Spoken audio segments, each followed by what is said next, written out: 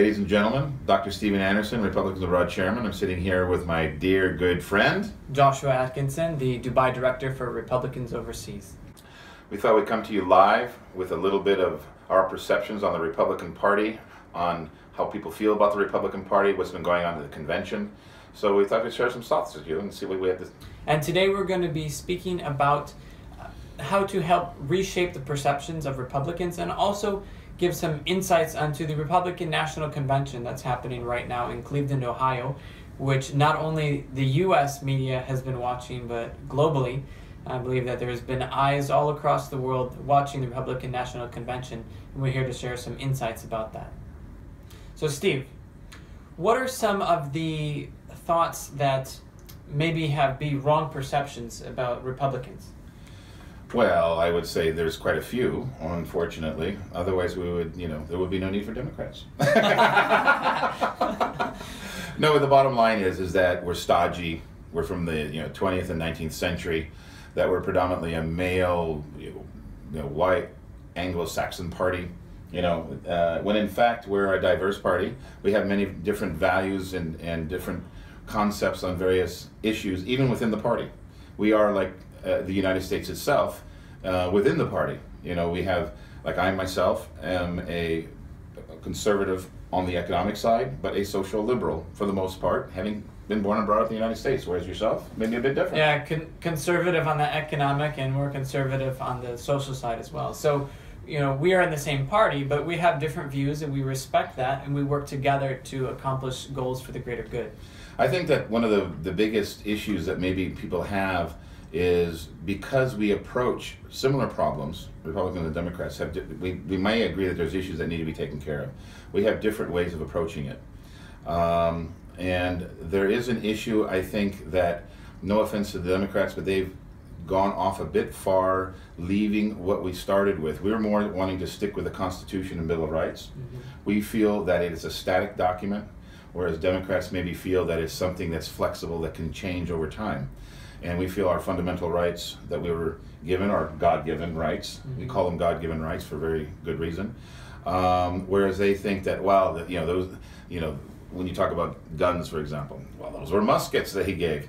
So they'll take a static point when they want to take it to be a static point, and then they want to take it as a flexible point when they feel it's flexible. Thereby, in general, meaning that the Constitution is just something that they have to deal with, as opposed to something that they have to live via and by. Mm-hmm. I think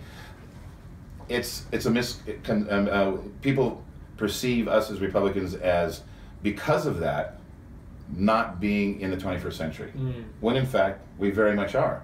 We're very, very interested still in social justice and social movements, etc. But just because we want to see law and order at the same time, and we don't, and fairness, equality, exactly. Law and order, and stability. No, granted, the Democrats might say the same, but they tend to, quite often, in my opinion, spend more time on a blame game.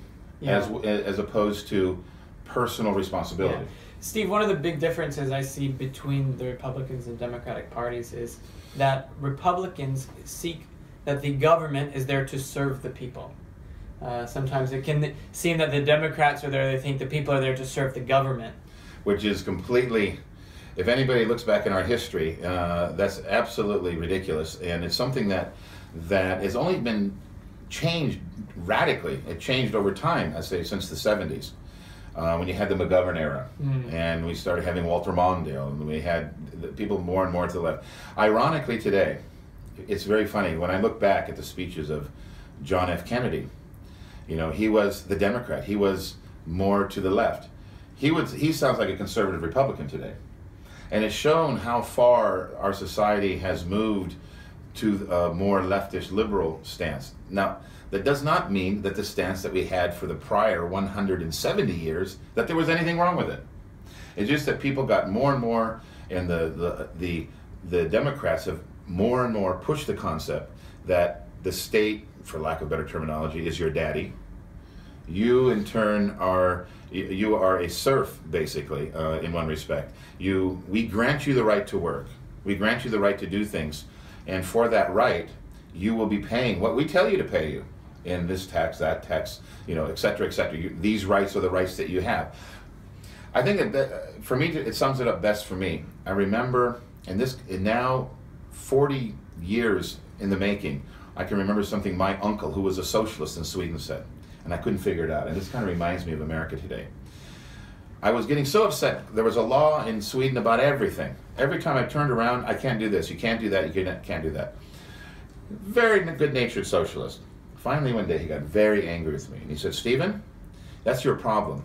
It's better that you learn what you're allowed to do and just assume that everything else is illegal. And I thought to myself, why in the world, when any educated or even uneducated person would want to live in a world where this is the statement that would come out of your mouth? A free society is what makes America great. A free society is what the Pilgrims came over for and threw off Europe for. And this is what we were granted and given and held as a chalice in our hand.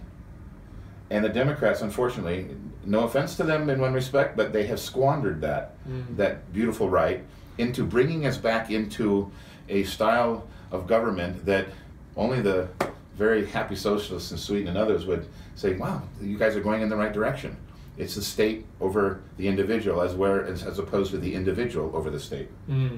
Very good insights and good points, Steve. Thank you for sharing from your experience and life history of. Well, I'm sure you have your point on it as well. I'm old enough, at least, and you are as well. You don't need to be that old anymore to see the changes taking place. There is a huge difference, and you can pick almost anything in society today in the United States where it's changed. I mean, you've changed from being able to leave your car unlocked, go grocery shopping, and now you got to lock it. And as a matter of fact, there's a law probably against it, because it's the automatic assumption that someone's a thief out there, and you're the stupid guy for being honest enough not to have to worry about your car being locked, or your house needs an alarm, or you need a gate, or you need et cetera, et cetera. So crime and punishment is a good example. Through decades of coddling crime and criminals, we're left in a very high crime era of our life in the American history, which in turn has led to the left not looking at it as a direct issue to tackle. They blame it on social inequality. They blame it on history of abuse, etc., as opposed to saying, okay, things did happen in the past. We've gotten over it. Accept reality. Let's accept reality and move forward. No, let's just dig out something 100 years ago. Let's blame it on something that someone else did, 14 generations ago. The Republicans in turn are saying, hey, we're all in this together. We passed the Civil Rights Act, for example. We've done these various things. Let's move forward and make America great again. This is what we're doing today. We want to bring back America to the point where when I say bring back, not go back in time in a negative sense, but bring back a point where I have my own personal responsibility. When I do something wrong, I don't say, oh, it's his fault. Or government, you should pay because of what I did and because of my mistakes. I take on my own personal responsibility and I take care of my own mistakes. That's good. Very good insights. And speaking about making America great again, well, something that's doing that is the Republican National Convention. Yeah. So let's talk a little bit about the VP pick, Mike Pence, and how you see that he balances or imbalances the ticket. What are your thoughts on that? I think he's a perfect balance. I think he's an example of, Trump is, on the one, it's an interesting thing. He's a great orator, so good that sometimes people misunderstand him. And that's kind of an interesting way to put it. A lot of times he'll use 2 or 3 words when maybe he should throw a few adjectives and a few verbs and adverbs in there to maybe clarify his point better.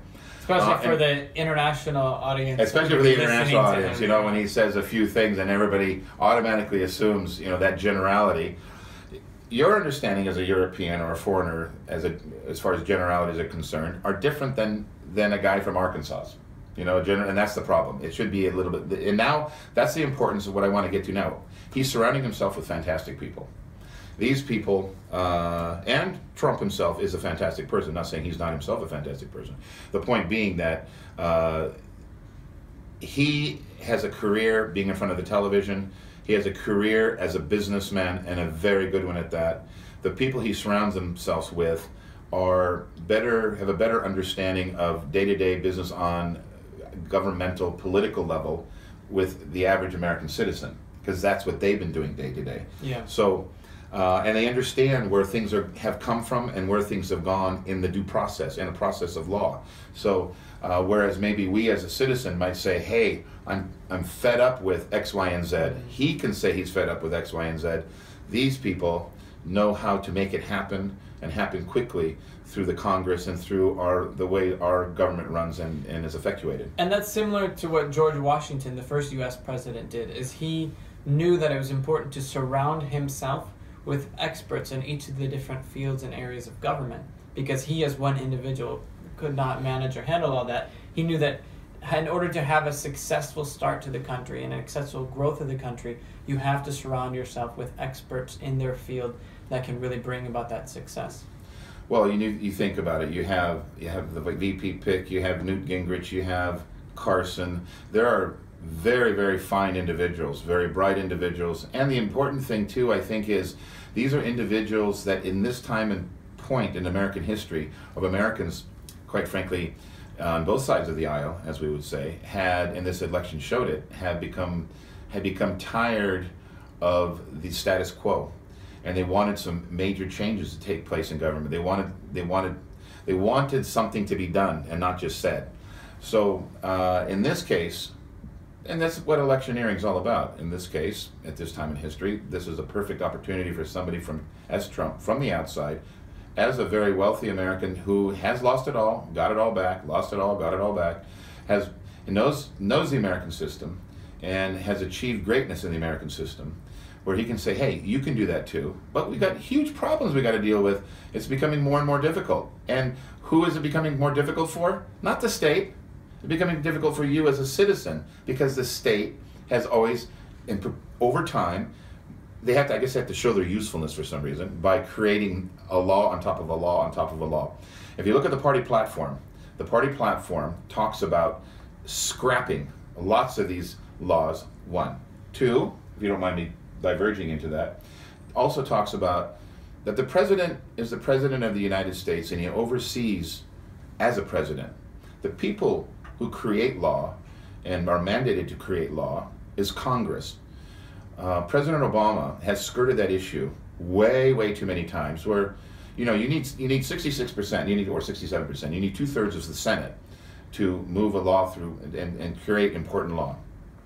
Not when you're President Obama, because then you can be, you can do whatever you want. He skirted the issues way too many times, where he basically presidential decrees, and you only find that in third world countries, and America's not a third world country.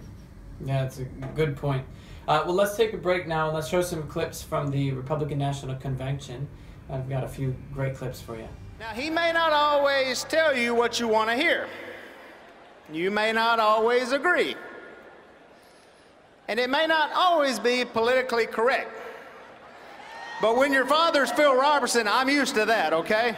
But for you first-time voters, it's important for you to know what it means to be an American. It doesn't mean getting free stuff.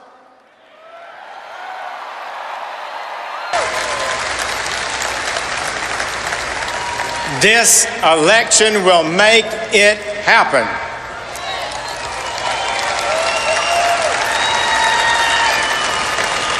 That is why we need Donald Trump. Stands to represent all the people, not just some of the people. That includes Christians and Jews and Muslims. It includes Hispanics and African Americans and Asians and the poor and the middle class.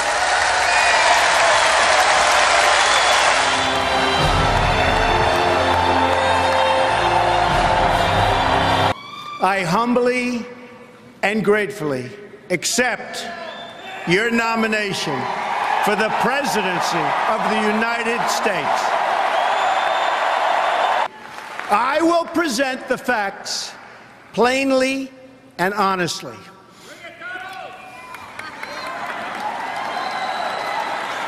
We cannot afford to be so politically correct anymore.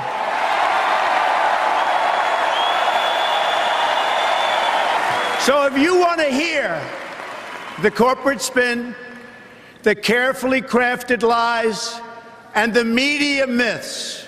The Democrats are holding their convention next week. Go there. But here at our convention, there will be no lies. We will honor the American people with the truth and nothing else. It's far less safe, and the world is far less stable than when Obama made the decision to put Hillary Clinton in charge of America's foreign policy. I am certain that it was a decision that President Obama truly regrets. A change in leadership is required to produce a change in outcomes. When I am president, I will work to ensure that all of our kids are treated equally and protected equally. I have visited the laid-off factory workers and the communities crushed by our horrible and unfair trade deals. These are the forgotten men and women of our country, and they are forgotten, but they're not going to be forgotten long.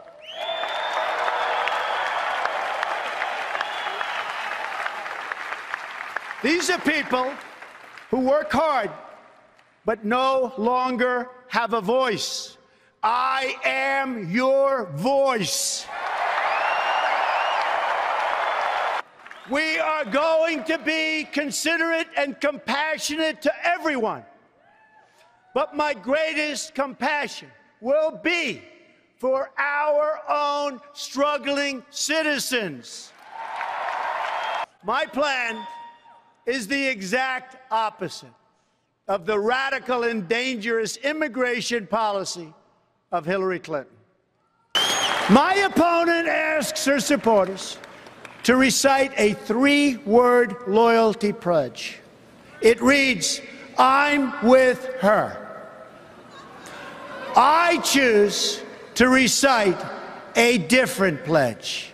My pledge reads, "I'm with you, the American people."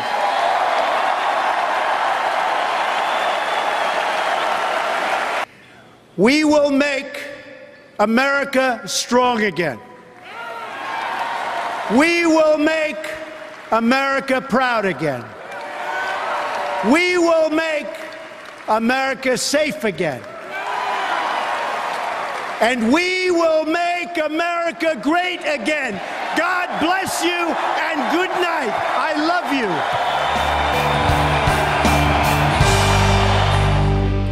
Welcome back. Hope you had the opportunity to see some great, interesting clips that we just showed you, and I appreciated that. And right now, we've got a question actually from some of the media personalities that have contacted us. They said, some economists fear a Trump GOP administration will be anti-free trade. For a trade hub like Dubai and the UAE, that's a worry if it's true. What's your view? So we would like to thank you, the media representatives that present us with that question. Personally, I feel quite the opposite. For what I know about Trump and what I know about the Republican Party is that it's not anti-free trade, it's anti-unfair trade. Because right now the United States has certain trade deals that are fair for the other nations but not fair for the U.S. So right now we've got some trade deals with China that is unfair for the U.S. We've got some with NAFTA, for example, that's another one. We've got some other trade deals that are causing harm to the U.S., to the detriment, increasing our deficit. And we need to balance that trade deficit in order to have a sustainable long-term relationship. So I actually see that what the Republican Party is wanting to do will actually increase trade in the long run and make healthier trade platforms. What do you think, Steve? No, I agree with you 100%. To add to that, a side note, but still just as important, is not just the trade on a 5% versus my 5 or 15% story, which is a bulk of the issue between different nations, but is also with regards to how we go out and create and get business in other nations.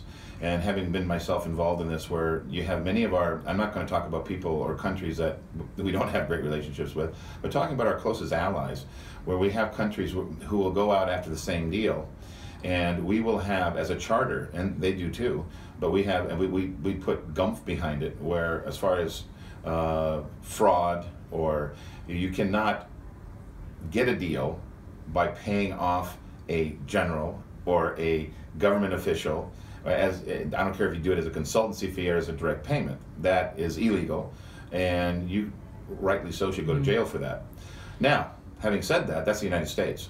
Other countries say that that's wrong as well, but they allow it to the point where in certain cases they allow it to even be a tax deduction as a business expense in order to get the deal. Now, there's no way in the world that we're ever going to be able to increase the amount of business. You mentioned to me something about America being one of the lowest in foreign investment, and this is part of it. But go ahead and say what we that's have about. less than 2% of American companies that could export do.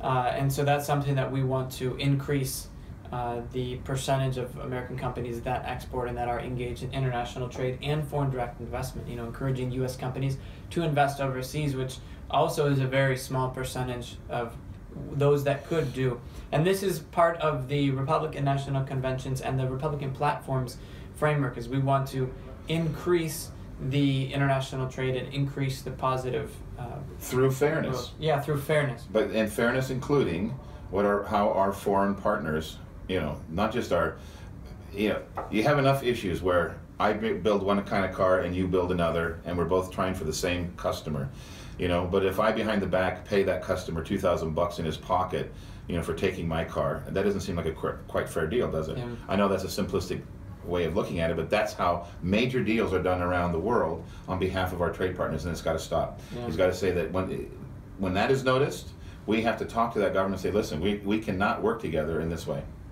And talking about fairness in a different aspect, actually last night at the convention, there was a great speech by one of the directors of American Muslims for Trump. And Steve, any comments about that? Sajid Tarar, yes, he, an American, been in the United States for decades, and has himself understood that the misconceptions that people have by what Trump is saying. I've noticed that myself here, I have to admit, being in the UAE. I had assumed that some people would be very upset by what was said, and have found the understanding instead. I've had people who said, Steve, listen, Trump is not wrong. They understood behind the statement what he's talking about. And what he's talking about is a better vetting process, a better process whereby anyone, it has nothing, you can, aside from specifics, anyone can get into any country based upon a proper vetting procedure. The U.S. has been too lax and allowed people in without paying closer attention to what their intentions are and why they want to come to the United States. So a better vetting process is something that Donald Trump rightfully wants to institute. And now, with regards to Tarar, he is making this point clear to people that misunderstood that. So he is going now on a 17-state tour promoting Muslims for Trump. So I'm very happy that he's doing that, and he's making it very clear that this misconception is a misconception. Yeah, that's excellent. And one of the things that Melania Trump gave in her speech on day one, she said that Donald intends to represent all of the people, not just some of the people, including Muslims and Hispanics. So it's important to realize that rebuilding unity across cultures is part of the Republican platform. So speaking the truth with care is something that teleprompters also are now helping with. But this unity that the Republican Party is looking to rebuild, I believe, is only going to continue to grow as we get closer and closer to the election day. Well, that's great. There's another great quote by former New York Mayor Rudy Giuliani that I'd like to share with us as we get closer to wrapping up our time with you today.